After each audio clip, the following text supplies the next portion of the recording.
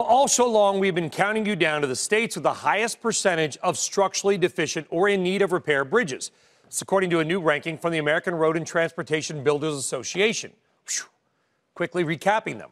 Number 5, the Keystone State, Pennsylvania. Number 4, South Dakota. Number 3, Iowa. Number 2, West Virginia.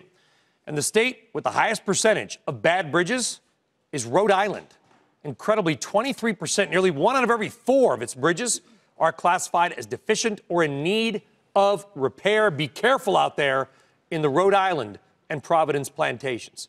Joining us now is Kathryn Thompson, CEO of Thompson Research Group, who joins us now. You're not here to talk about bridges, but you are here to talk about infrastructure and how to fix it.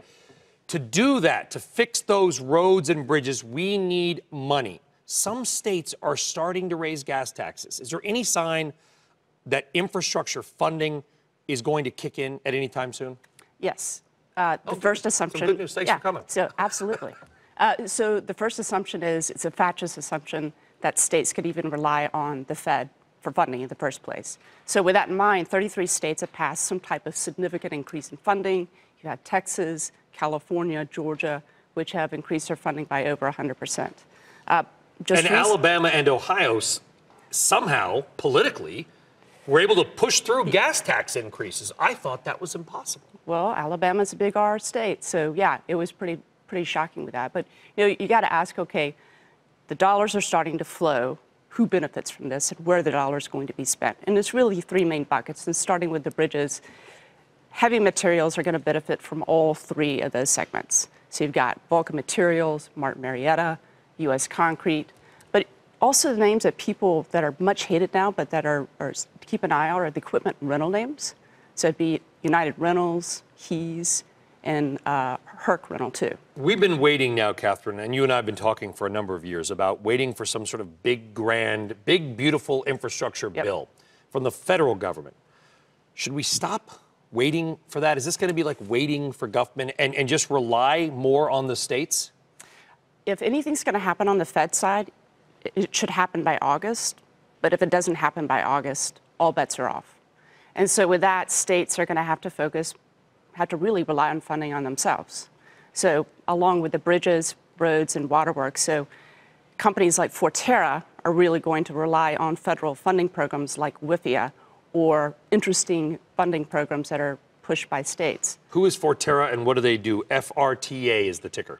Forterra does a lot of the pipe and infrastructure related to not only on the residential side, but also importantly just within your municipal waterworks. And they've been beaten like a rented mule. They're down 32% in 6 months. Why has this stock been leveled when the rest of the market has done so well? They've had a few headwinds with raw materials, but right now what they're really primarily focused on is just delivering execution. So it's okay. But really it's delivering on earnings right now and focusing on the operations. Yeah, and usually we don't mention companies with market caps a little bit lower, but the market cap has come down significantly, so I feel comfortable talking about Forterra. You mentioned Martin Marietta, and when I think about roads and infrastructure, this is one of the biggest players that are out there. Yes. All right, again, how long do investors have to wait for something to really kick into gear for MLM? So one way you can look at that is state lettings.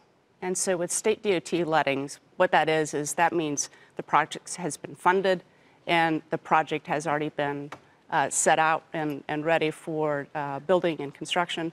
And it is the final step before you actually move forward. So if you look at a state like North Carolina, which is a very important state for Martin Marietta, their DOT lettings are up 200% over the past trailing 12 months.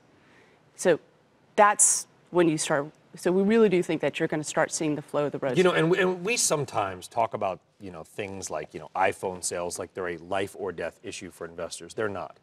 No. A bridge collapsing can be. In fact, in your state, you live in Tennessee. Chattanooga. A bridge failure. Yep. I mean, how long can this go before something gets done? This is scary. 23%. There's the bridge in Chattanooga. Yep. 23% of Rhode Island's bridges are classified as deficient. Well, luckily for Tennessee, they did pass some funding that increased their infrastructure funding by 30% last year. So hopefully it'll go towards that. But it took about a decade for states to stop waiting for the Fed.